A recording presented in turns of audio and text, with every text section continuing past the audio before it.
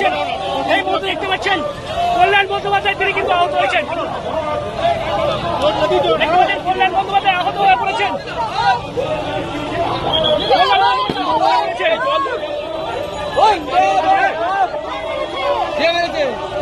কে মারলো?